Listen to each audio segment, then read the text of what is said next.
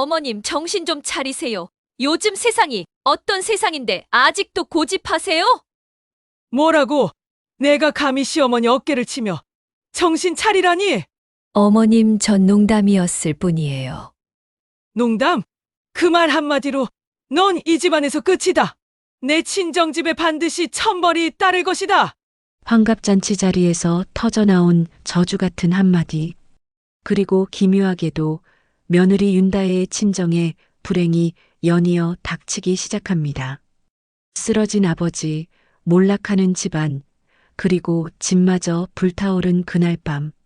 정말로 시어머니 강혜순의 말대로 천벌이 내린 걸까요? 아니면 단순한 우연의 연속일까요? 잠시 후 공개될 이야기는 당신의 상상을 뛰어넘는 충격적 진실을 담고 있습니다. 그 전에 잠깐 1초만 투자해서 구독, 좋아요 버튼을 꾹 눌러주시면 영상 제작에 큰 힘이 됩니다. 지금 바로 시작하겠습니다. 전라도 깊숙한 산골 마을, 5월의 따스한 햇살이 기와지붕 위로 내리쬐는 이른 아침이었습니다. 강혜순의 집 마당에서는 이른 새벽부터 부산한 소리가 들려왔어요. 오늘은 혜순이 환갑을 맞은 날이었거든요. 어머니, 파전 반죽 좀 더 걸쭉하게 해주세요. 며느리 윤다혜가 부엌에서 소리쳤습니다. 혜순은 대답 대신 한숨을 깊게 내쉬었어요. 벌써 아침부터 며느리가 자신에게 이래라 저래라 지시하는 게 못마땅했거든요. 혜순은 환갑을 맞았지만 아직도 허리가 곱고 손놀림이 빨랐습니다. 일제강점기에 태어나 한국 전쟁을 겪고 가난한 시절을 온몸으로 버텨낸 여인이었어요. 그런 혜순에게 33밖에 안 된 며느리가 함부로 말하는 게 영 기분이 나빴습니다. 다혜야, 파전은 내가 해봤자 몇십 년인데 내가 뭘 안다고 그래? 혜순이 조금 날이 선 목소리로 말했어요. 다혜는 잠시 손을 멈추고 시어머니를 바라봤습니다. 어머님, 요즘은 파전도 좀 더 바삭하게 부쳐야 손님들이 좋아하세요. 제가 유튜브에서 봤는데 유튜브가 뭔지도 모르겠고 우리 집 파전은 원래 이렇게 하는 거야. 혜순이 단호하게 말을 끊었어요. 며느리가 자꾸 새로운 것들을 들먹이며 자신의 방식을 무시하는 게 속상했거든요. 마당에서는 혜순의 둘째 아들 도연이 평상 위에 돗자리를 깔고 있었습니다. 엄마, 오늘 마을 사람들 거의 다 온다고 하던데 음식 준비는 잘 되어 가요? 걱정 마라. 내 엄마가 언제 잔치 음식을 못 해봤냐? 혜순이 자랑스럽게 답했어요. 실제로 혜순은 마을에서 손꼽히는 요리 솜씨를 가지고 있었거든요. 누구네 잔치든 큰일이든 혜순의 손을 거치지 않은 음식은 없을 정도였습니다. 오전 10시가 되자 마을 사람들이 하나둘씩 모이기 시작했어요. 혜순이 언니, 환갑 축하해요. 이야, 혜순이가 벌써 환갑이라니. 시간 참 빠르네. 인사말이 끊이지 않았습니다. 혜순은 한복을 곱게 차려입고 손님들을 맞았어요. 분홍색 저고리에 자주색 치마를 입은 모습이 환갑을 맞은 여인답게 품위가 있었거든요. 하지만 마음 한편으로는 늘 며느리와의 어색한 관계 때문에 완전히 기쁘지만은 않았어요. 다혜야, 손님들 술잔 좀 채워드려. 혜순이 며느리를 불렀습니다. 다혜는 고개를 끄덕이며 술병을 들었어요. 하지만 손님들 사이를 돌아다니면서도 시어머니의 시선이 자꾸 신경 쓰였습니다. 무엇을 해도 마음에 들어하지 않는 것 같았거든요. 우리 며느리 참 예쁘네. 혜순이 보기 좋아. 마을 이장의 부인이 칭찬했어요. 혜순은 미소를 지었지만 속으로는 다른 생각을 하고 있었습니다. 예쁘긴 하지만 버릇이 없어. 시어머니를 우습게 보는 것 같다고. 정오가 지나자 잔치는 더욱 무르익었어요. 마을 사람들은 둘러앉아 옛날 이야기꽃을 피웠습니다. 혜순아, 너 시집 올 때 생각나네. 그때 얼마나 수줍어했는데. 그러게 말이야. 벌써 30년도 더 됐구나. 혜순도 잠시 옛 추억에 젖어들었어요. 21살에 이 집으로 시집와서 시어머니 모시고 아이들 키우고 농사 짓고 참 많은 일들이 있었거든요. 특히 가난했던 시절 보리밥으로 끼니를 때우며 아이들을 키웠던 기억이 새로웠습니다. 어머님, 사진 한 장 찍을까요? 다혜가 핸드폰을 들고 다가왔어요. 사진은 뭐하러? 혜순이 손사래를 쳤지만 마을 사람들이 찍어. 환갑 기념사진 찍어야지. 라고 말했어요. 가족들이 혜순을 중심으로 모여서는데 다혜가 자연스럽게 시어머니 옆자리에 섰습니다. 혜순은 불편한 표정을 지었어요. 며느리가 너무 당당하게 구는 것 같았거든요. 사진을 찍고 나서 다혜가 말했어요. 어머님, 이 사진 카카오톡으로 보내드릴게요. 카카오톡이 뭔지 모르겠다. 그냥 인화해서 줘. 혜순이 퉁명스럽게 답했습니다. 주변 사람들이 웃으며 말했어요. 혜순이도 이제 스마트폰 써야 해. 시대가 변했어. 하지만 혜순은 그런 말들이 자신을 구시대 사람으로 만드는 것 같아 기분이 나빴어요. 오후 2시쯤 손님들이 하나둘씩 자리를 뜨기 시작했습니다. 혜순은 뒤정리를 하면서 오늘 하루를 되돌아봤어요. 분명 기쁜 날이어야 했는데 며느리 때문에 마음이 계속 무거웠거든요. 다혜야, 설거지는 내가 할게. 너는 피곤하니까 쉬어. 혜순이 말했어요. 괜찮아요, 어머님. 제가 할게요. 다혜가 대답했지만 혜순은 이미 부엌으로 향하고 있었어요. 혼자 설거지를 하면서 혜순은 깊은 한숨을 내쉬었습니다. 며느리가 나를 존중하지 않아. 맨날 자기 방식만 옳다고 생각하고 언젠가는 큰 화가 날 게야. 그때 마당에서 웃음소리가 들려왔어요. 다혜가 도연과 함께 뭔가 이야기하며 웃고 있었거든요. 혜수는 그 모습을 보며 더욱 서운해졌습니다. 며느리가 자신보다 남편과 더 편해 보였거든요. 저녁 무렵 가족들만 남아 조용한 식사를 했어요. 혜수는 며느리와 마주 앉아 있으면서도 대화를 거의 나누지 않았습니다. 다혜도 시어머니의 기분이 좋지 않다는 걸 느끼고 있었지만 어떻게 해야 할지 몰랐어요. 엄마, 오늘 정말 좋은 잔치였어요. 고생하셨어요. 도연이 어머니의 어깨를 다독이며 말했어요. 혜수는 미소를 지었지만 마음속으로는 여전히 불편했습니다. 환갑잔치는 끝났지만 며느리와의 문제는 해결되지 않았으니까요. 오히려 오늘 하루 동안 더욱 깊어진 것 같았어요. 밤이 깊어가자 손님들은 모두 돌아가고 집안은 다시 평온을 되찾았습니다. 하지만 혜순의 마음만큼은 평온하지 않았어요. 며느리와의 관계는 언제까지 이렇게 어색할까 하는 걱정이 밤늘 내내 머릿속을 맴돌았거든요. 환갑잔치가 저녁 무렵까지 이어지면서 분위기는 더욱 무르익었습니다. 마을 사람들은 아직 자리를 뜨지 않고 둘러앉아 막걸리 잔을 기울이며 예시하기에 꽃을 피우고 있었어요. 해가 서산으로 넘어가면서 마당에는 따스한 노을빛이 내려앉았습니다. 혜순아, 이 막걸리 맛이 예술이네. 어디서 구했어? 이장 김봉수가 잔을 비우며 감탄했어요.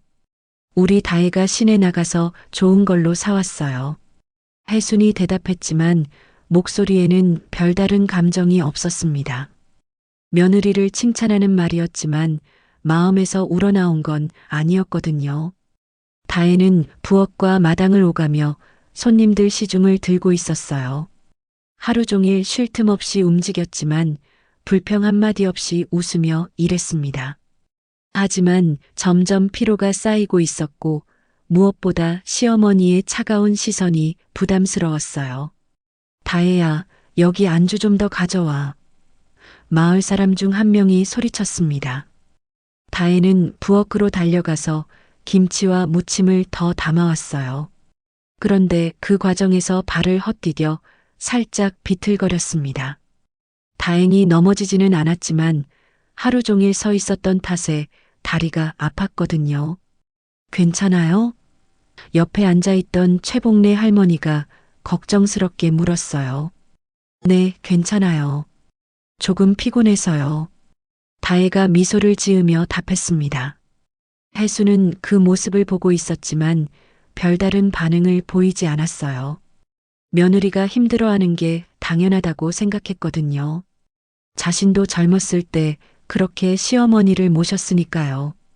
저녁 7시가 지나자 손님들은 더욱 취기가 올라 있었습니다. 특히 도연과 같은 또래인 마을 젊은이들은 소주까지 곁들이며 분위기를 한껏 달궜어요. 도연이 형, 서울 생활은 어때? 힘들지? 마을 청년 하나가 물었어요. 그럭저럭 살만해요. 다만 아이들 교육비가 만만치 않네요. 도연이 술잔을 기울이며 답했습니다. 아이고, 요즘 교육비가 얼마나 비싼데. 우리 때는 상상도 못할 일이야. 이장이 혀를 차며 말했어요. 혜순도 그 이야기를 들으며 고개를 끄덕였습니다. 손자들 교육비 때문에 아들 부부가 고생하고 있다는 걸 알고 있었거든요. 그래서 가끔씩 용돈도 보태주고 있었어요. 시간이 흐르면서 다혜도 조금씩 술 기운이 올라오기 시작했습니다. 평소에는 술을 많이 마시지 않았지만 오늘은 워낙 분위기가 좋았고 또 하루 종일 긴장했던 탓에 몇 잔 더 마시게 됐어요. 다혜야, 너도 좀 앉아서 쉬어. 계속 서 있지 말고. 최복래 할머니가 자리를 권했습니다. 다혜는 고맙다며 할머니 옆에 앉았어요. 그리고 막걸리 한 잔을 더 받아서 마셨습니다. 알코올이 몸에 돌면서 하루 종일 쌓인 피로와 스트레스가 조금씩 풀리는 기분이었어요. 우리 며느리 정말 고생 많이 했네. 혜순이 복 터졌어. 이장 부인이 다혜를 칭찬했어요. 다혜는 쑥스러워하며 아니에요. 당연한 일이죠라고 말했습니다. 하지만 마음속으로는 그동안 시어머니로부터 인정받지 못했던 서운함이 올라왔어요. 혜수는 그런 대화를 들으면서 표정이 점점 굳어졌습니다. 마을 사람들이 며느리만 칭찬하고 자신의 수고는 당연하게 여기는 것 같았거든요. 환갑잔치의 주인공은 자신인데 마치 며느리가 모든 일을 다한 것처럼 이야기하는 게 못마땅했어요. 혜순이도 고생 많이 했지. 아침 일찍부터 음식 준비하느라. 최복래가 혜순을 챙기며 말했어요. 하지만 혜순은 이미 기분이 상해 있었습니다. 별거 아니에요. 원래 이런 일은 집주인이 하는 거죠. 라고 퉁명스럽게 답했어요. 분위기가 더욱 무르익자 마을 사람들은 노래까지 부르기 시작했습니다. 구수한 전라도 사투리로 부르는 옛날 노래가 밤 공기를 가득 채웠어요. 다혜도 분위기에 취해 손뼉을 치며 함께 즐겼습니다. 평소보다 말도 많아지고 표정도 밝아졌어요. 하지만 술 기운이 돌면서 평소보다 조심성이 부족해졌거든요. 어머님도 노래 한 곡 해주세요. 다혜가 혜순을 향해 말했어요. 혜순은 손사래를 쳤지만 마을 사람들이 계속 권하자 결국 옛날 유행가 한 곡을 불렀습니다. 구성진 목소리로 부르는 노래에 모두들 박수갈채를 보냈어요. 노래가 끝나자 다혜가 일어나서 혜순에게 다가왔습니다. 그리고 술 기운에 평소보다 대담해진 채로 혜순의 어깨를 가볍게 툭 치며 말했어요. 어머님, 정신 좀 차리세요. 요즘 세상이 어떤 세상인데 아직도 그런 옛날 노래만 부르고 고집하세요? 순간 잔칫집 분위기가 얼어붙었습니다. 마을 사람들의 웃음소리가 뚝 멈췄고 모든 시선이 다혜와 혜순에게 쏠렸어요. 다혜 자신도 자기가 무슨 말을 했는지 깨닫고 얼굴이 새하얗게 변했습니다. 혜순의 얼굴은 순간 붉어졌다가 창백해졌어요. 환갑을 맞은 자신의 어깨를 며느리가 치면서 정신 차리라고 한 것이 믿어지지 않았거든요. 그것도 마을 사람들이 모두 보는 앞에서 말이에요. 뭐라고 했어? 혜순의 목소리가 떨렸습니다. 다혜는 당황해서 어머님, 저는 그냥 하며 변명하려 했지만 이미 늦었어요. 혜순의 분노가 폭발했습니다. 내가 감히 시어머니 어깨를 치며 정신 차리라니. 환갑잔치 날 이게 무슨 짓이야. 마당에 있던 모든 사람들이 숨을 죽이고 지켜봤어요. 누구도 감히 말을 꺼낼 수 없는 분위기였습니다. 혜수는 일어서서 다혜를 노려보며 계속 말했어요. 너 같은 며느린 내 집안에 둘 수 없다. 오늘부로 너는 내 며느리가 아니다. 다혜는 눈물이 글썽글썽하며 어머님, 제가 잘못했어요. 죄송해요라고 빌었지만 혜순의 분노는 쉽게 가라앉지 않았어요. 내 집안에 반드시 천벌이 내릴 것이다. 시어머니를 우습게 본 죄, 가문의 체면을 짓밟은 죄를 하늘이 용서하지 않을 것이야. 혜순의 목소리는 마을 전체에 울려 퍼졌습니다. 마을 사람들은 모두 충격에 빠져 아무 말도 하지 못했어요. 환갑잔치가 이런 식으로 끝날 줄은 아무도 예상하지 못했거든요. 다혜는 그 자리에서 무릎을 꿇고 계속 사과했지만 혜수는 이미 집 안으로 들어가 버렸어요. 마당에는 어색하고 무거운 침묵만이 흘렀습니다. 도연이 황급히 아내에게 다가가서 다혜야, 일단 진정해. 우리 이야기하자고 말했지만 다혜는 계속 눈물만 흘리고 있었어요. 마을 사람들은 하나둘씩 자리를 뜨기 시작했습니다. 오늘 일은 참 안 됐네. 혜순이 마음 풀릴 때까지 기다려야겠어 하며 안타까운 표정으로 중얼거렸어요. 환갑잔치는 이렇게 예상치 못한 파국으로 끝이 났습니다. 기쁨의 날이 되어야 했던 하루가 분노와 상처로 얼룩져 버린 거예요. 환갑잔치의 여운이 채 가시기도 전에 강씨 집안은 차가운 침묵에 휩싸였습니다. 마을 사람들이 모두 돌아간 후 마당에는 어지럽게 널린 그릇들과 상다리만이 남아 있었어요. 평소 같으면 온 가족이 나서서 뒷정리를 했을 텐데 지금은 아무도 선뜻 나서지 못하고 있었습니다. 다혜는 마당 한쪽 구석에 주저앉아 끝없이 눈물을 흘리고 있었어요. 자신이 무슨 짓을 저질렀는지 이제야 제대로 깨달았거든요. 술기운에 판단력이 흐려져서 시어머니께 함부로 말을 한 것, 그것도 많은 사람들 앞에서 어깨까지 친 것이 얼마나 큰 실수였는지 뼈저리게 후회됐습니다. 다혜야, 일단 방으로 들어가자. 밖이 춥다. 도연이 아내의 어깨를 감싸며 조심스럽게 말했어요. 하지만 다혜는 고개를 저었습니다. 어떻게 들어가요? 어머님이 저를 며느리가 아니라고 하셨는데. 그때 집안에서 혜순의 목소리가 들려왔어요. 도연아, 너는 들어와라. 도연은 잠시 망설이다가 아내의 손을 잡고 말했어요. 일단 나부터 엄마와 이야기해 볼게. 내가 진심으로 사과한다면 엄마도 이해하실 거야. 다혜는 눈물을 닦으며 끄덕였어요. 하지만 마음속으로는 이번 일이 그렇게 쉽게 해결될 것 같지 않다는 불안감이 엄습했습니다. 도연이 집 안으로 들어가자 혜수는 방바닥에 앉아서 이불을 끌어안고 있었어요. 환갑날 입었던 한복도 벗지 않은 채였습니다. 얼굴에는 분노와 서러움이 교차하고 있었어요. 엄마, 오늘 일은? 도연이 조심스럽게 운을 뗐어요. 말하지 마. 내가 다 봤다. 혜순이 단호하게 말을 끊었습니다. 내 며느리가. 아니, 이제 며느리가 아니니까 그 여자가 무슨 짓을 했는지 너도 봤을 것 아니야. 엄마, 다혜가 잠깐 실수한 거예요. 술을 많이 마셔서 그런 거라고요. 도연이 아내를 변호했어요. 하지만 혜순의 표정은 더욱 굳어졌습니다. 실수? 시어머니 어깨를 치면서 정신 차리라고 하는 게 실수야? 그것도 환갑잔치 날 온 마을 사람들이 보는 앞에서? 혜순의 목소리가 점점 높아졌어요. 도연아, 나는 내 아버지 살아계실 때부터 이 집안 체면 지키려고 얼마나 애썼는데. 시집 올 때부터 지금까지 한 번도 어른들 앞에서 함부로 군 적이 없어. 도연은 어머니의 마음을 이해했어요. 혜수는 일제강점기에 태어나 유교적 가치관 속에서 자란 사람이었거든요. 며느리가 시어머니를 대하는 예의를 무엇보다 중요하게 생각했습니다.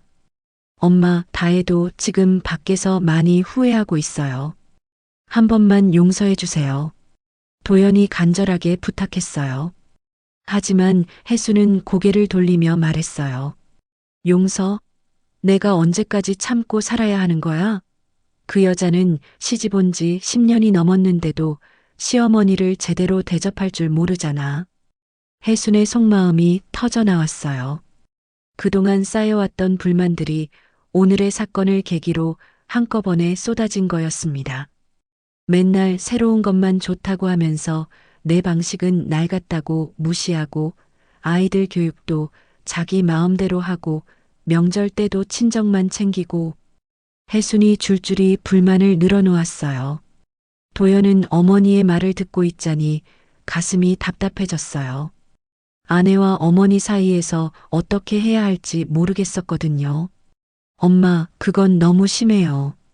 다혜는 장난이었을 뿐이에요. 도연이 목소리를 높였어요. 그 순간 혜순의 눈에서 불꽃이 튀었습니다. 장난? 가문의 체면을 짓밟은 죄가 장난이라고?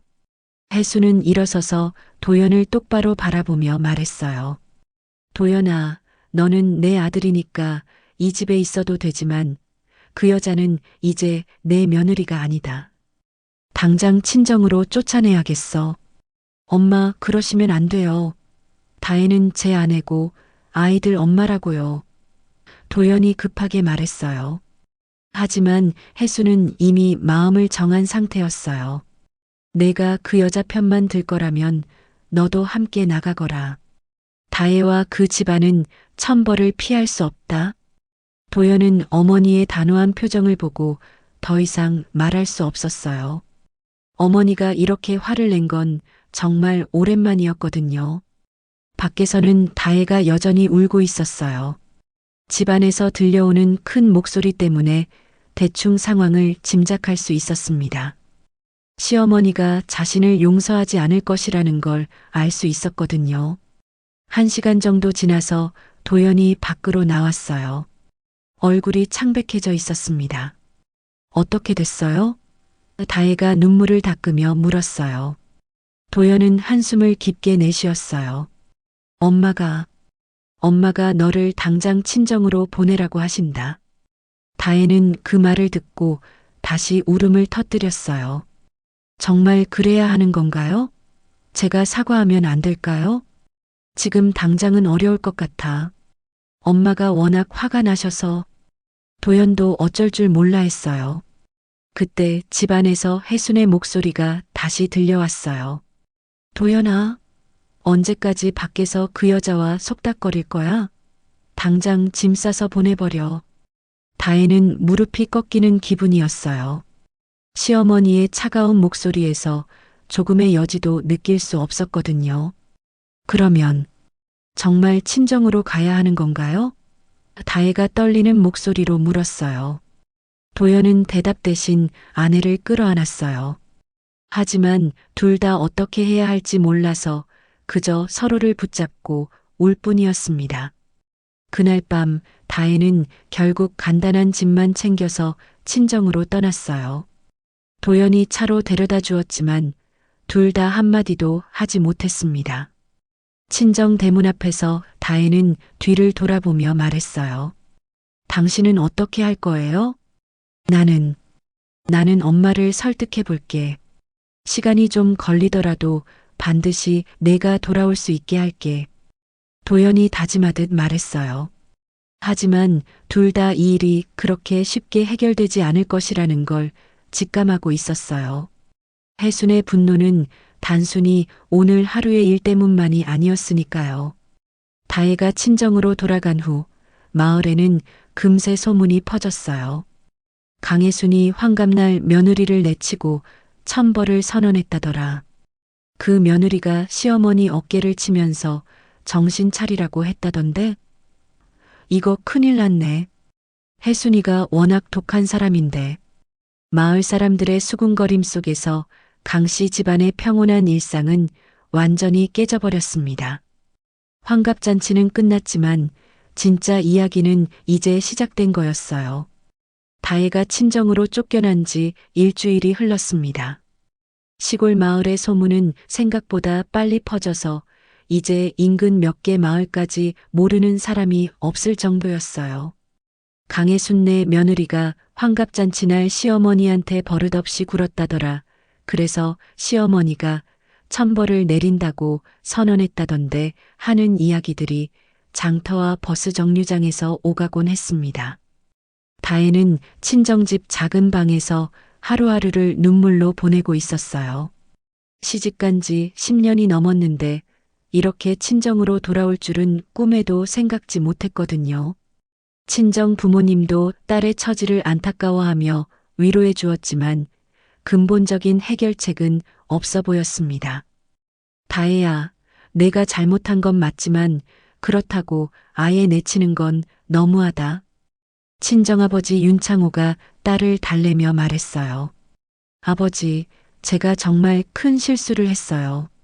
어떻게 시어머니 어깨를 칠 수가 있었을까요? 다혜가 자책하며 울었습니다. 친정어머니 박순옥도 딸의 손을 잡으며 걱정스러운 표정을 지었어요. 그래도 혈육이 어디 가겠니? 시간이 지나면 시어머니 마음도 풀리실 거야.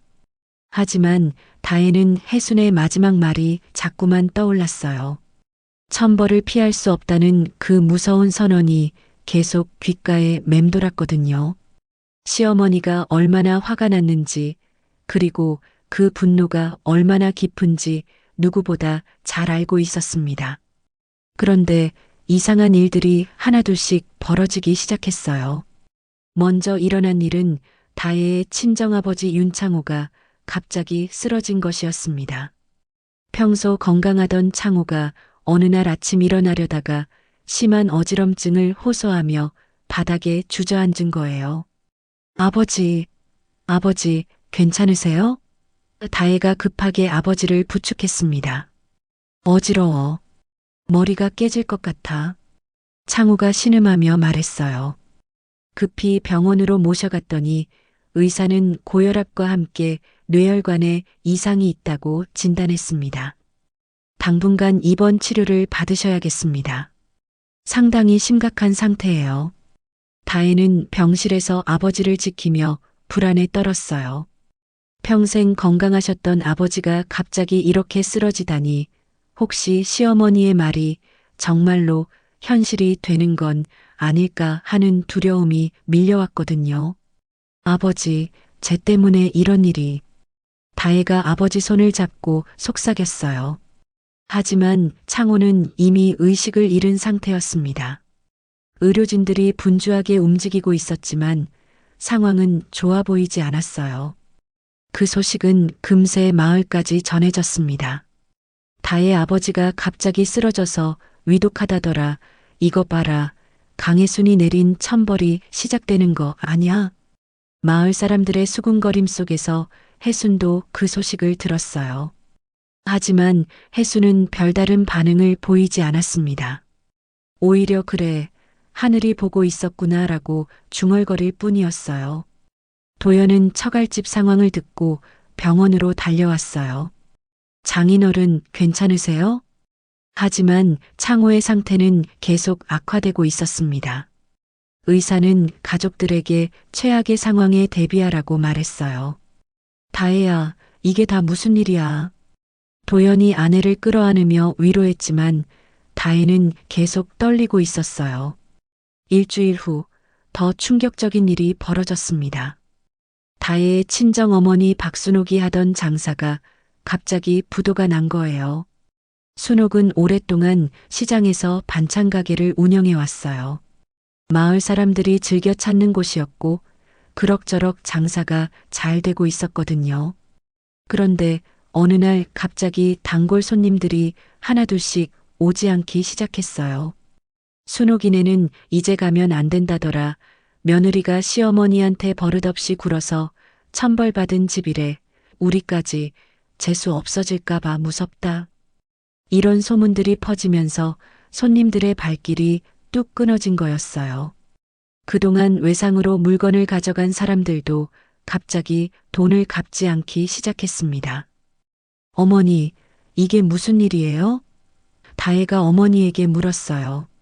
순옥은 한숨을 깊게 쉬며 답했어요.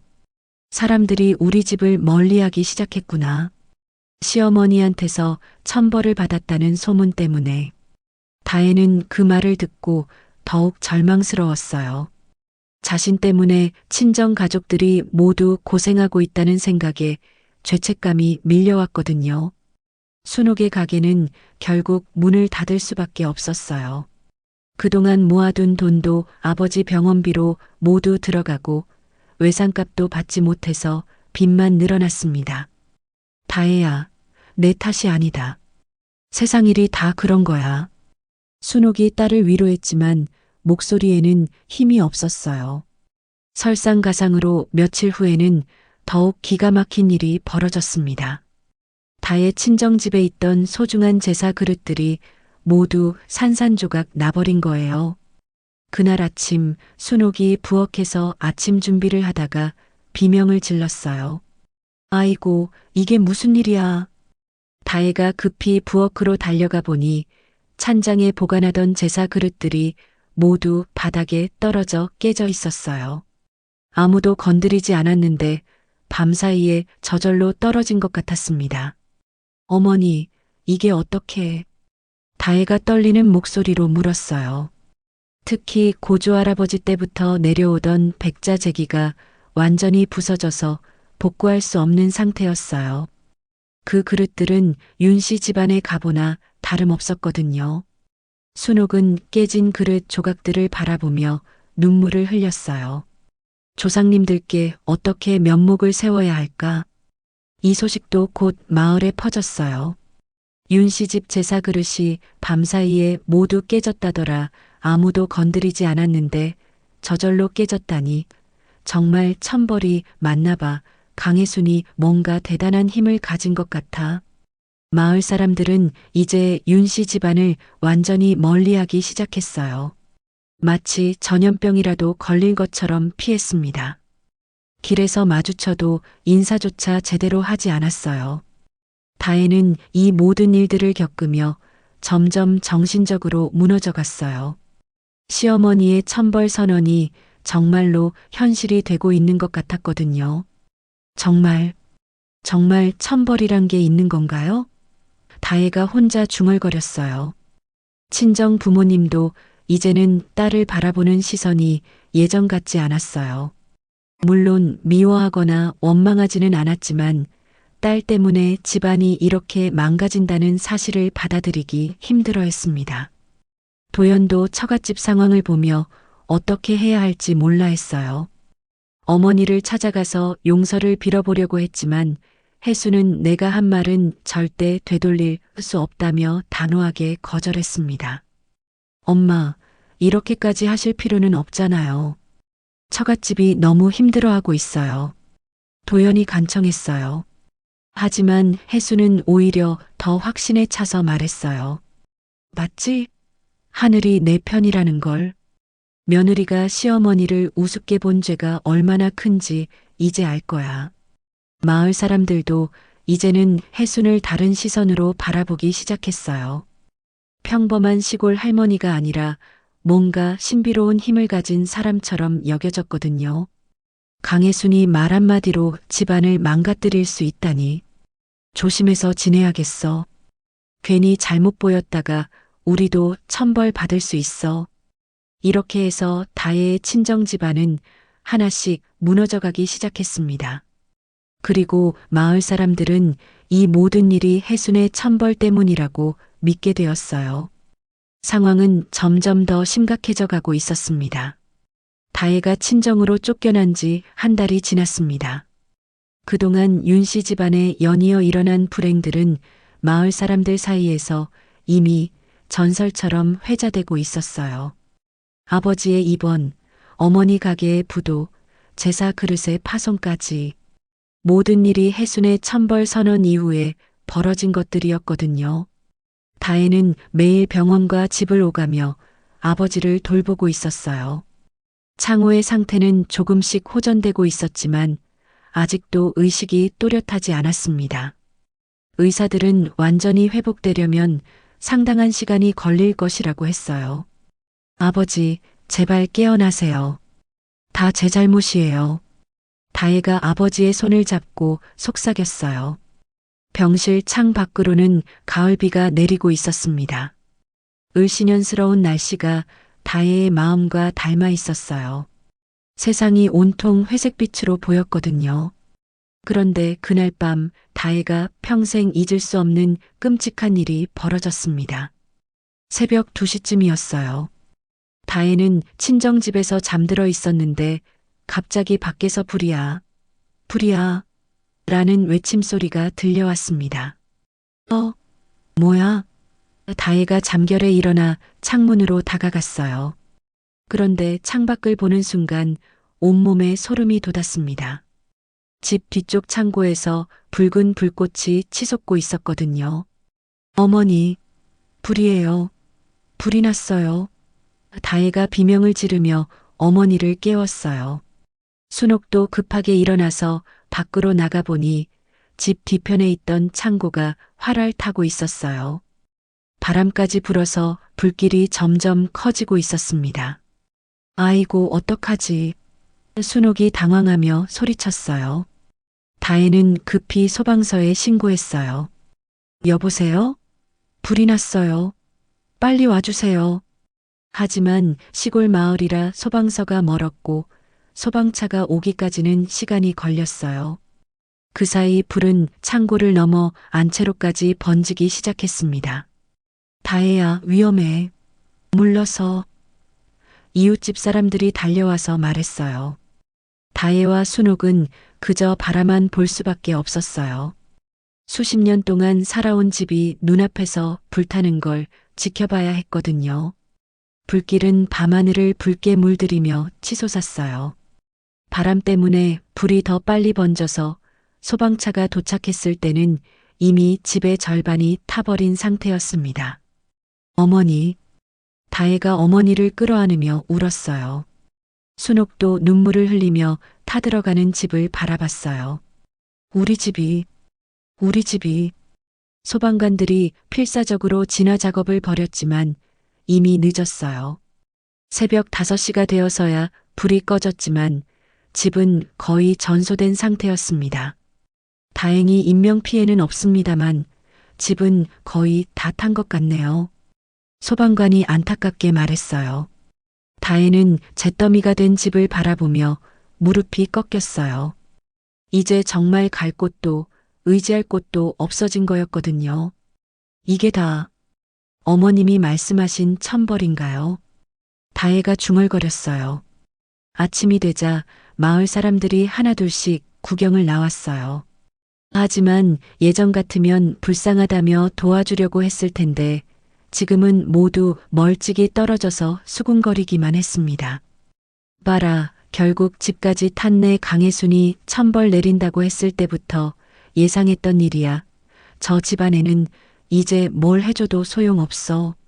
천벌 받은 집이니까. 다혜는 마을 사람들의 시선과 수군거림을 견딜 수 없었어요. 모든 게 자신 때문이라는 생각에 숨이 막혔거든요. 어머니, 우리 어떻게 해야 해요?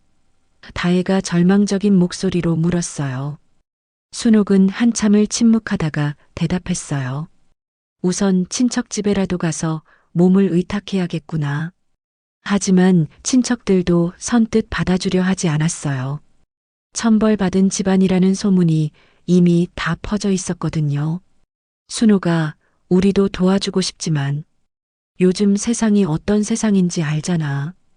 괜히 우리까지 재수 없어질까봐. 친척들은 이런저런 핑계를 대며 거절했어요. 결국 다혜와 순옥은 임시로 마을 회관에서 잠을 청해야 했습니다. 평생 남의 신세를 지며 살아본 적 없던 순옥에게는 너무나 치욕적인 일이었어요. 도연이 소식을 듣고 급히 달려왔어요. 장모님, 다혜야. 괜찮아요? 도연아. 다혜가 남편을 보자 그동안 참았던 울음이 터져 나왔어요. 도연은 잿더미가 된 처갓집을 보며 할 말을 잃었어요. 이 모든 일이 어머니의 천벌 선언과 관련이 있다는 걸 알고 있었거든요. 장모님, 일단 저희 집으로 가시죠. 엄마를 설득해 볼게요. 도연이 제안했어요. 하지만 순옥은 고개를 저었어요. 아니다, 도연아. 우리가 가면 너희 집안마저 망가질 것 같구나. 우리는 천벌받은 몸이야. 다혜는 어머니의 말을 듣고 더욱 절망스러웠어요.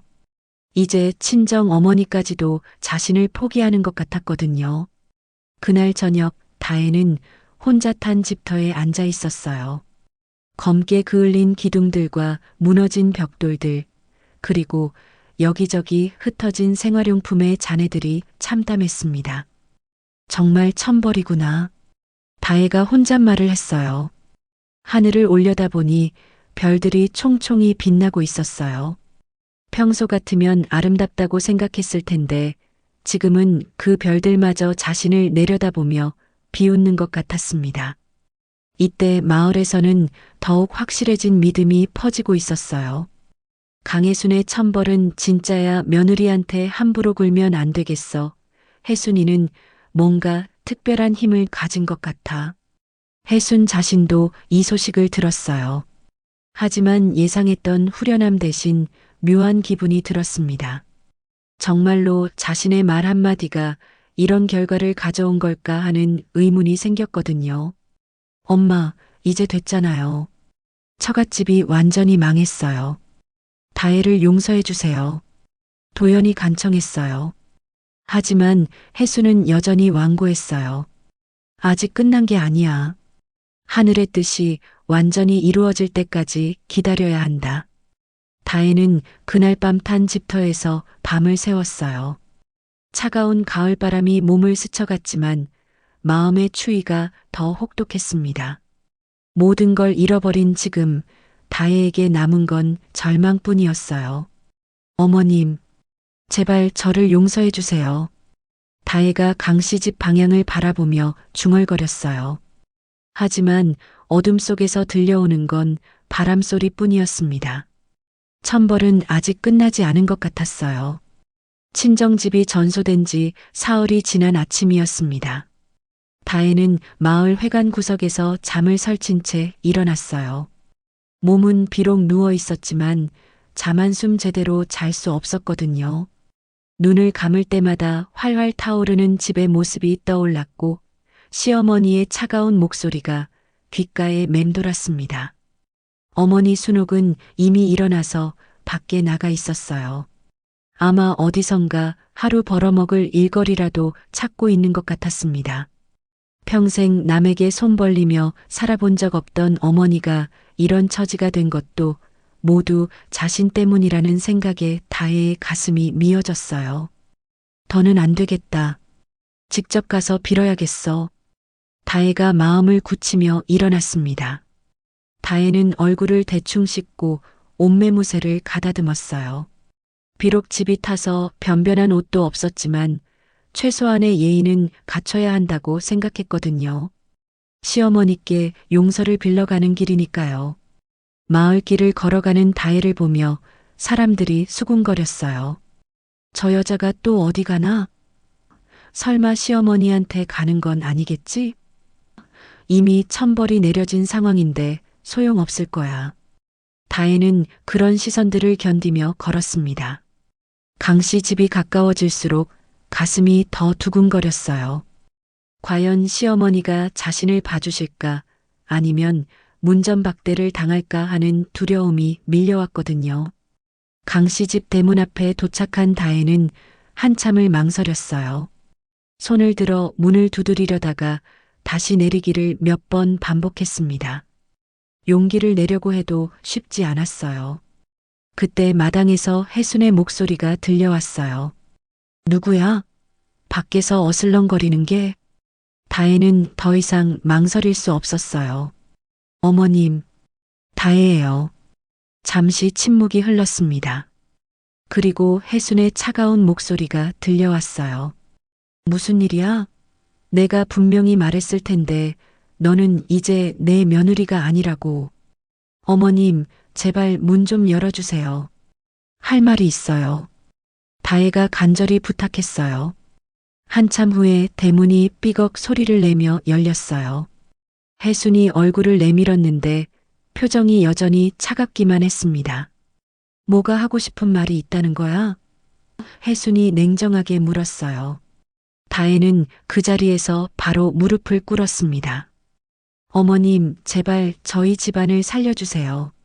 제가 잘못했습니다. 혜수는 며느리가 무릎을 꿇는 모습을 내려다봤어요. 한 달 사이에 많이 야위어 있었고 옷도 초라했습니다. 하지만 혜순의 마음은 여전히 굳어 있었어요. 내 집안을 살려달라고? 너 스스로 망가뜨린 집안을 내가 왜 살려줘야 하는데? 혜순이 딱딱하게 말했어요. 어머님, 정말 죄송합니다. 제가 술김에 실수한 거였어요. 평생 후회하고 있어요. 다혜가 눈물을 흘리며 빌었어요. 하지만 혜수는 여전히 마음을 열지 않았습니다. 후회한다고 해서 다 되는 줄 아니? 너는 가문의 체면을 짓밟았어. 그 죄가 얼마나 큰지 이제야 깨달았을 거야. 다혜는 계속 무릎을 꿇은 채로 고개를 숙였어요. 어머님, 아버지가 병원에 계시고 어머니는 갈 곳이 없어서 떠돌고 계세요. 집도 다 타버렸어요. 이제 정말 벌은 충분히 받았어요. 혜순도 잠시 마음이 흔들렸어요. 그동안 윤 씨 집안에 일어난 일들을 다 알고 있었거든요. 하지만 아직 화가 완전히 풀리지는 않았습니다. 그게 다 하늘의 뜻이야. 내가 어쩔 수 있는 일이 아니라고. 혜순이 고개를 돌리며 말했어요. 그때 마을에서 혜순의 오랜 친구 최복래가 다가왔어요. 복래는 다혜가 무릎 꿇고 있는 모습을 보고 깜짝 놀랐어요. 어머, 이게 무슨 일이야? 다혜가 왜 이렇게? 복래가 혜순에게 물었어요. 자기가 잘못해놓고 이제 와서 용서해달라고 하는 거야. 혜순이 퉁명스럽게 답했어요. 복래는 다혜를 일으켜 세우며 말했어요. 다혜야, 일단 일어서거라. 무릎이 아플 텐데. 아니에요, 할머니. 어머님이 용서해 주실 때까지 이렇게 있을 거예요. 다혜가 고집스럽게 말했어요. 복래는 혜순을 옆으로 끌고 가서 조용히 이야기했어요. 혜순아, 이제 그만해. 내가 원하는 벌은 충분히 내렸잖아. 아직 아니야. 하늘이 정한 일이라고. 혜순이 여전히 완고하게 말했어요. 그러자 복래가 진지한 표정으로 말했어요. 혜순아, 천벌이란 건 하늘이 내리는 게 아니야. 사람의 마음이 불러오는 벌이지. 혜순은 친구의 말에 잠시 당황했어요. 무슨 소리야? 분명히 하늘이. 아니야, 혜순아. 내가 화를 품고 내뱉은 말이 씨가 된 거야. 마을 사람들이 다혜네 집안을 멀리하고 그래서 장사도 안 되고 모든 일이 꼬인 거라고. 복래가 차근차근 설명했어요. 혜수는 친구의 말을 들으며 처음으로 자신의 행동을 되돌아보기 시작했어요. 정말 하늘의 뜻이었을까? 아니면 자신의 분노가 만들어낸 결과였을까? 그리고 말이야, 혜순아. 내가 진심으로 풀어줘야 이 모든 일이 끝나는 거야. 계속 원한을 품고 있으면 너 자신도 편하지 못할 거라고. 복래가 친구의 어깨를 두드리며 말했어요. 혜수는 한참을 생각에 잠겼어요.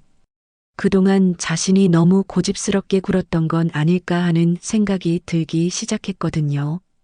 다혜는 여전히 무릎을 꿇고 있었어요. 벌써 1시간이 넘게 그 자세를 유지하고 있었는데도 일어날 생각을 하지 않았습니다. 혜수는 다시 다혜에게 다가갔어요. 그리고 며느리의 어깨에 손을 올리며 조용히 말했어요. 다혜야, 혜순의 목소리에 처음으로 온기가 돌았어요. 다혜는 고개를 들어 시어머니를 바라봤어요. 혜순의 눈에도 눈물이 글썽이고 있었습니다. 다혜야, 내 집안에 닥친 불행은 하늘의 뜻이 아니야. 내가 화를 품고 내뱉은 말이 씨가 된 게다.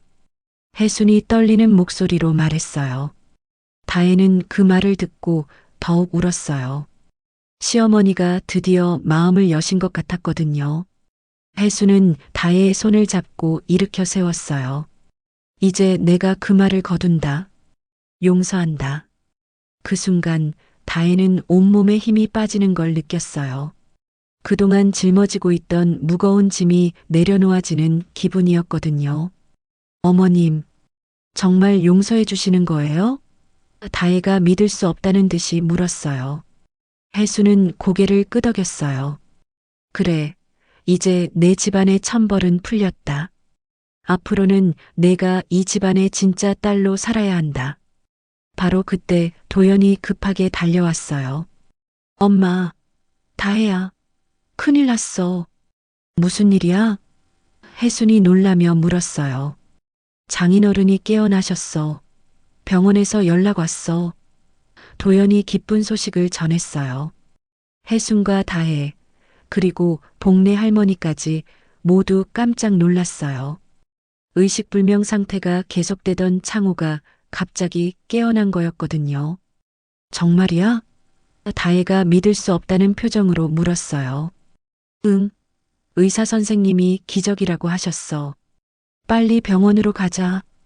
도연이 재촉했어요. 혜수는 이 모든 것이 우연이 아니라는 걸 직감했어요. 자신이 용서를 선언하는 순간 기적 같은 일이 벌어진 거였거든요. 복례야, 내 말이 맞았구나. 정말 내 마음이 바뀌니까 일이 달라지네. 혜순이 감탄하며 말했어요.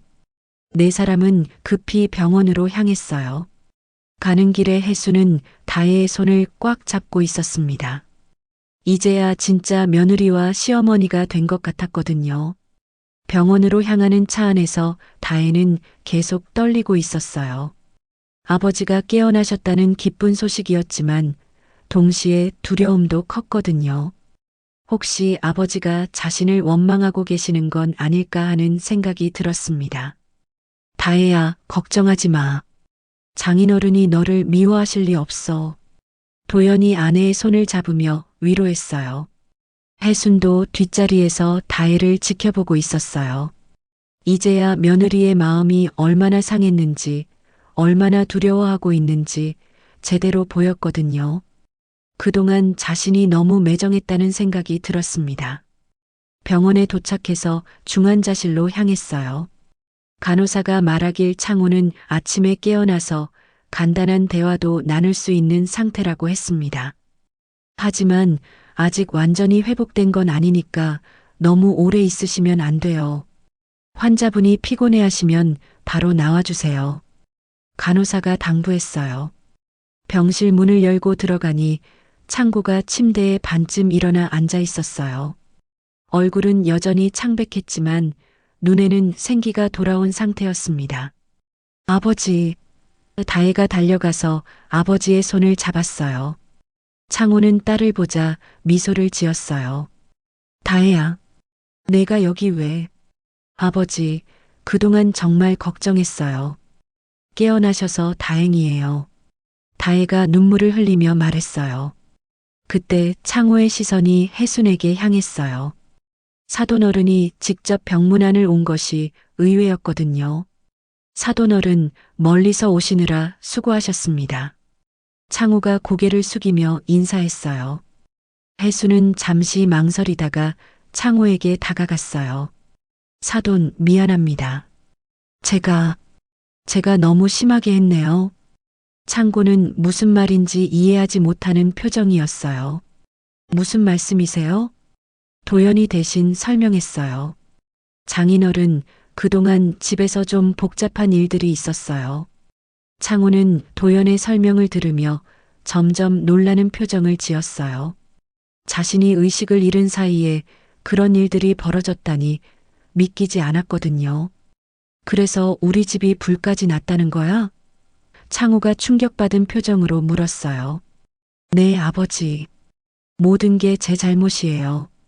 다혜가 고개를 숙이며 말했어요. 창호는 한참을 생각하더니 딸의 손을 꽉 잡았어요. 다혜야, 내 잘못도 있지만 이렇게까지 될 일은 아니었어. 너무 자책하지 마라. 그리고 혜순을 바라보며 말했어요. 사돈어른, 저희 딸이 큰 실수를 했습니다. 하지만 이제 충분히 벌을 받지 않았나요? 혜순은 창호의 말을 들으며 마음이 더욱 무거워졌어요. 정말 착한 사람인 창호가 이런 고생을 하게 된 것도 모두 자신 때문이라는 생각이 들었거든요. 사돈, 제가 잘못했습니다. 화가 나서 함부로 말했어요. 혜순이 진심으로 사과했어요. 창호는 미소를 지으며 말했어요. 사돈 어른도 딸 키우신 분이니까 제 마음 이해하시죠? 다혜가 예의 없이 군 건 맞습니다. 하지만 이제 용서해 주시면 안 될까요? 혜수는 창호의 너그러운 마음씨에 감동했어요. 이런 상황에서도 원망하지 않고 오히려 딸을 감싸주는 모습이 대단해 보였거든요. 사돈, 앞으로는 다혜를 잘 가르치겠습니다. 제가 너무 엄하게 대했나 봅니다. 혜순이 말했어요. 다혜는 시어머니의 변화된 목소리를 듣고 희망을 품기 시작했어요. 드디어 용서받을 수 있을 것 같았거든요. 어머님, 저를 용서해 주신다면 저도 다시는 예의를 저버리지 않겠습니다. 평생 어머님을 모시며 살겠습니다. 다혜가 간절하게 약속했어요. 혜수는 다혜의 진심을 느꼈어요. 그동안 미워했던 며느리지만 지금 보니 정말 반성하고 있는 것 같았거든요. 혜수는 엄숙한 표정으로 고개를 끄덕였어요. 좋다. 이제 내 집안의 천벌은 풀렸다. 앞으로는 내가 이 집안의 진짜 딸로 살아야 한다. 그 순간 병실 안에 있던 모든 사람들이 안도의 한숨을 내쉬었어요. 마침내 길고 어두웠던 터널의 끝이 보이기 시작한 거였습니다. 창호도 기뻐하며 말했어요. 사돈어른 고맙습니다. 이제 우리 다혜가 다시 행복해질 수 있겠네요. 다혜는 시어머니와 아버지를 번갈아 보며 감사의 눈물을 흘렸어요. 드디어 이 끔찍한 악몽이 끝나는 것 같았거든요. 혜수는 다혜의 어깨에 손을 올리며 따뜻하게 말했어요. 다혜야, 이제 집으로 돌아가자. 우리 다시 가족이 되는 거야. 병실을 나서는 네 사람의 표정은 한 달 전과는 완전히 달라져 있었어요. 갈등과 분노 대신 화해와 사랑이 그들을 감싸고 있었습니다. 병원 복도를 걸으며 혜수는 생각했어요. 정말 중요한 건 체면이나 고집이 아니라 가족이구나. 내가 너무 어리석었어. 다혜도 시어머니의 따뜻한 손길을 느끼며 새로운 다짐을 했어요. 이제 정말 좋은 며느리가 되어야겠어. 어머님께 효도하며 살아야지. 차 안에서 혜순이 말했어요. 다혜야, 미안하다. 내가 너무 고집을 부렸구나. 아니에요, 어머님. 제가 먼저 잘못한 거예요. 앞으로는 정말 조심하겠어요. 다혜가 고개를 숙이며 답했어요. 도연도 운전하면서 안도의 미소를 지었어요. 드디어 가족이 다시 하나가 될 수 있게 된 거였거든요. 하지만 아직 모든 문제가 해결된 건 아니었어요. 탄 집을 다시 지어야 하고 마을 사람들의 시선도 바꿔야 했습니다. 진짜 변화는 이제부터 시작되는 거였어요. 혜수는 마음속으로 다짐했어요. 이제부터는 정말 다혜를 내 딸로 여기고 살아야겠다. 그리고 다시는 화내는 말로 사람을 해치지 않아야지. 혜순이 천벌을 거둔다고 선언한 지 석 달이 흘렀습니다. 계절은 어느새 겨울에서 봄으로 바뀌어 있었어요. 강씨 집 마당에는 개나리가 노랗게 피어나고 진달래, 봉오리들이 하나둘씩 터지기 시작했습니다. 자연은 새로운 시작을 알리고 있었어요. 윤씨 집안의 상황도 조금씩 나아지고 있었습니다. 창호는 병원에서 퇴원해서 집에서 요양 중이었어요. 아직 완전히 회복되지는 않았지만 일상생활은 할 수 있을 정도로 건강을 되찾았습니다. 순옥도 마을 사람들의 도움을 받아 작은 임시 가게를 다시 시작했어요. 예전만큼은 아니지만 조금씩 단골 손님들이 돌아오고 있었습니다. 무엇보다 큰 변화는 다혜와 혜순의 관계였어요. 그날 병원에서의 화해 이후 두 사람은 정말로 친모녀처럼 지내게 되었거든요. 혜순은 다혜를 며느리가 아닌 딸로 대했고 다혜도 진심으로 시어머니를 모시며 살았습니다. 어머님, 오늘은 제가 된장찌개를 끓여드릴게요. 다혜가 부엌에서 말했어요. 그래라. 요즘 내가 끓인 찌개가 맛있더라. 혜순이 미소를 지으며 답했어요. 예전에는 며느리의 음식 솜씨를 인정하지 않았는데 이제는 오히려 칭찬을 아끼지 않았습니다. 다혜도 예전과는 완전히 달라져 있었어요. 시어머니에게 말할 때는 항상 조심스럽게 예의를 갖춰서 말했고 집안일도 더욱 성실하게 했습니다. 무엇보다 시어머니의 마음을 헤아리려고 노력했어요. 어머님, 오늘 날씨가 좋으니까 마당에서 차라도 한잔 하실까요? 다혜가 제안했어요. 좋은 생각이구나. 봄볕을 쬐면서 차 마시면 몸에도 좋을 것 같네. 혜순이 기꺼이 받아들였어요.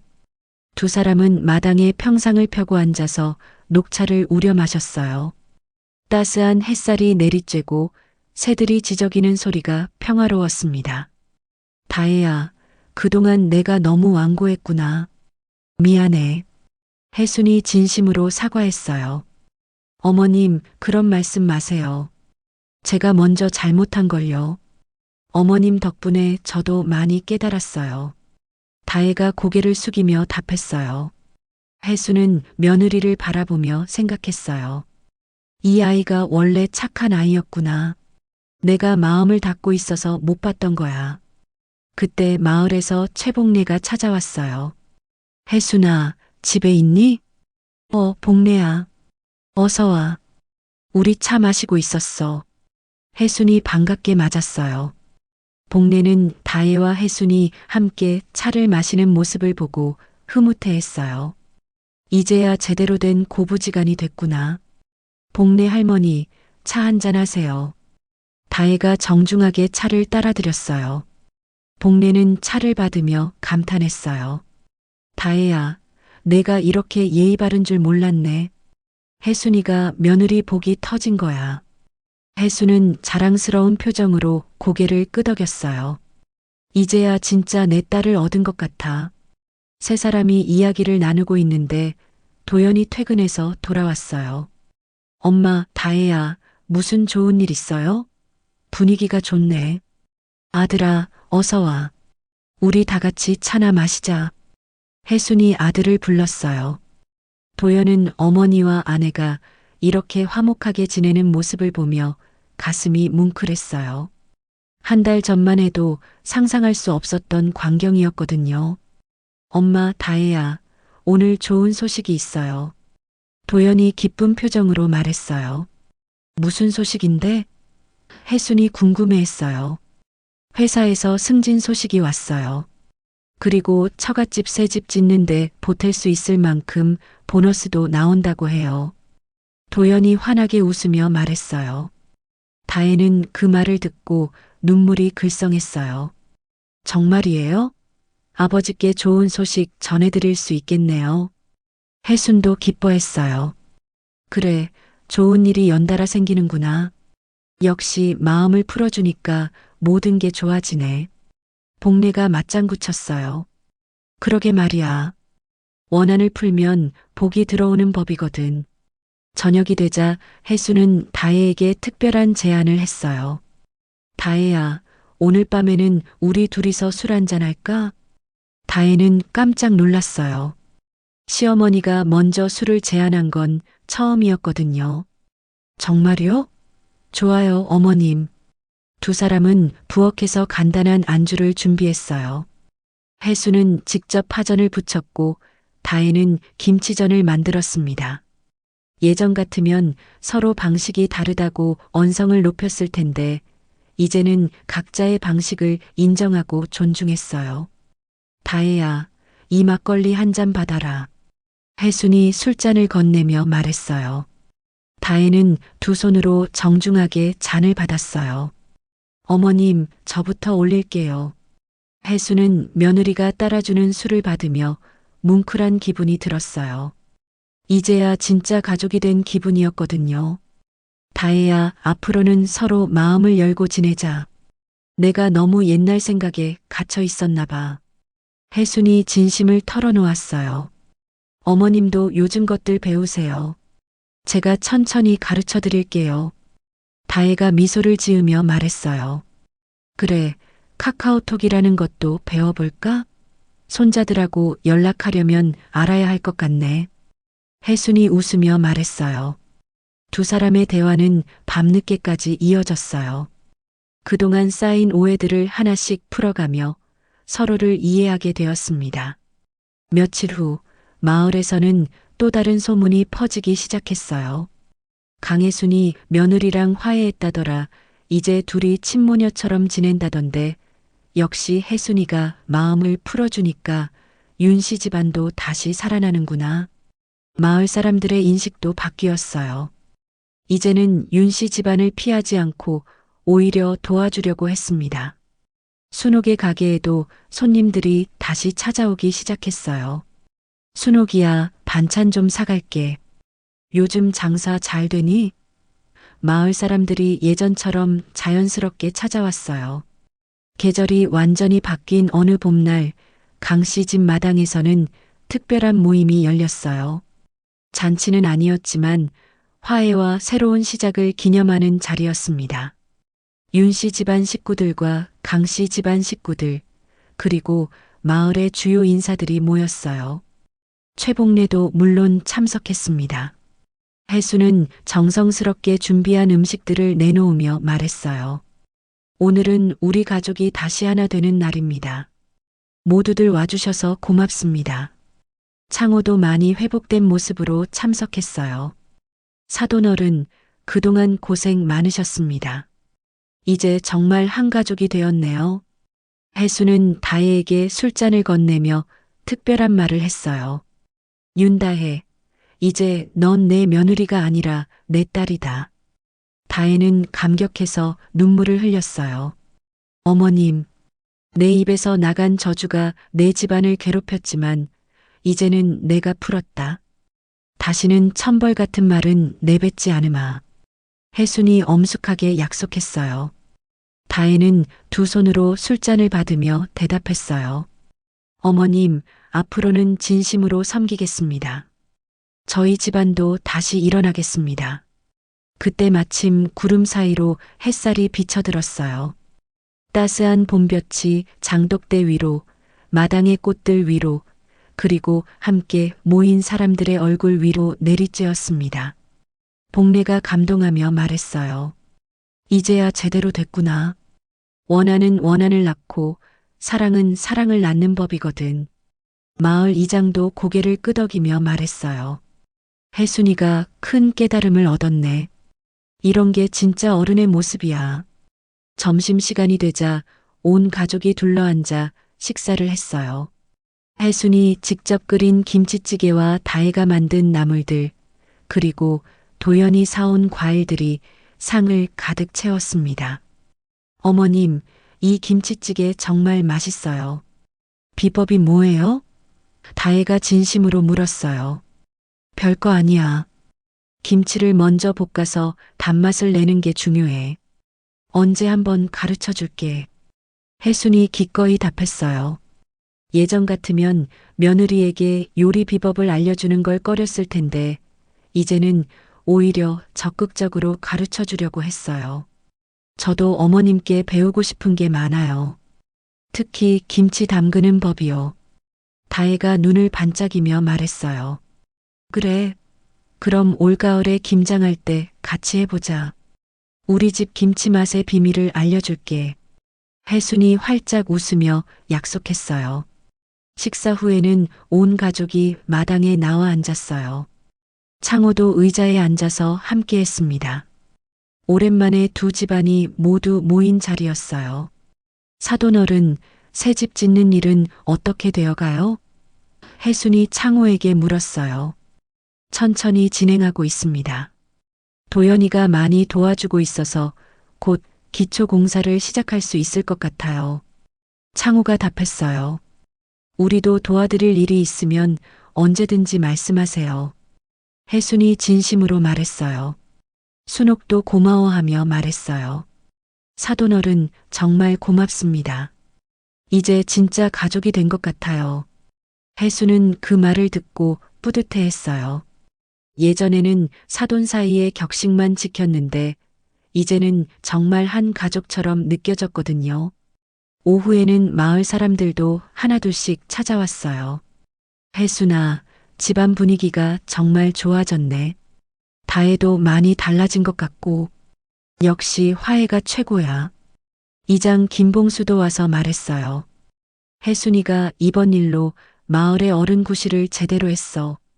젊은 사람들한테도 좋은 본보기가 됐지. 혜수는 마을 사람들의 칭찬을 들으며 뿌듯해했지만 동시에 반성도 했어요. 내가 화를 낼 때는 생각하지 못했는데 정말 많은 사람들이 지켜보고 있었구나.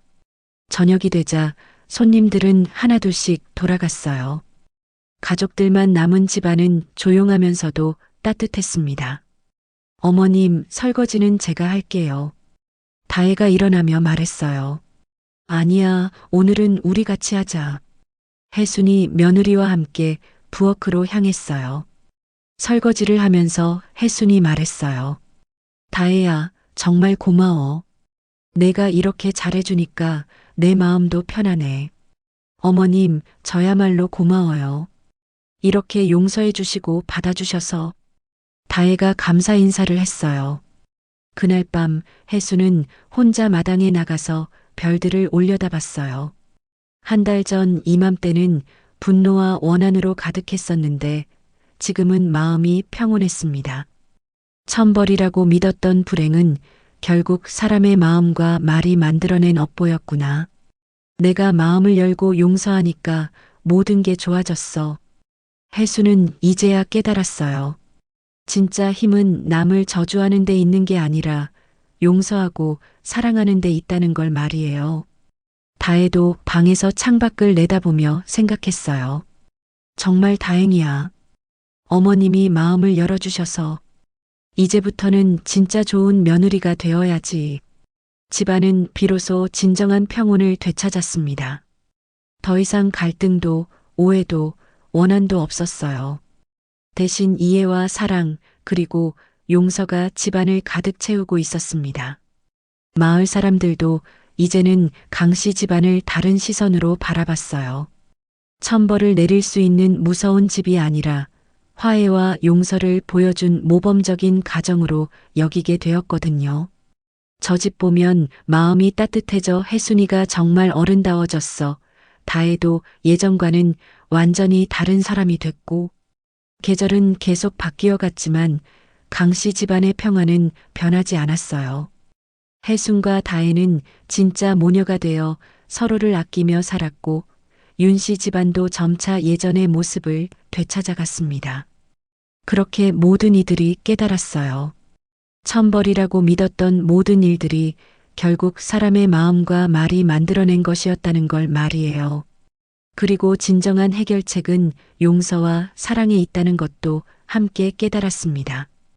해가 서산으로 넘어가면서 강씨 집 마당에는 고요한 평화가 내려앉았어요. 개나리꽃이 바람에 살랑거리고 어디선가 새들의 지저귐이 들려왔습니다. 모든 것이 제자리를 찾은 완벽한 저녁이었어요.